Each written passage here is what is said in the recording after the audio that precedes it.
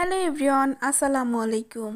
আজকে সন্ধ্যার নাস্তা হিসেবে কলা দিয়ে ভাজা পিঠা বা আন্দোসা পিঠা বলে সেটা বানাবে। প্রথমে এভাবে কলাটা হাত দিয়ে সুন্দর করে মিক্সড করে নিতে হবে। তো তারপরে এর ভিতরে চাউলের গুঁড়া মিক্সড করতে হবে। এরপরে নারকেল দিয়ে দিতে হবে। তো তারপরে একে একে আইটেমগুলো দিয়ে দিতে হবে। এখানে নারকেল, চাউলের গুঁড়া দেয়া হয়ে গিয়েছে। তো তারপরে গুঁড়া দুধ দিতে হবে, সাথে কালো জিরা দিতে হবে। তারপরে এখানে চিনি দিয়ে দেওয়া হয়েছে।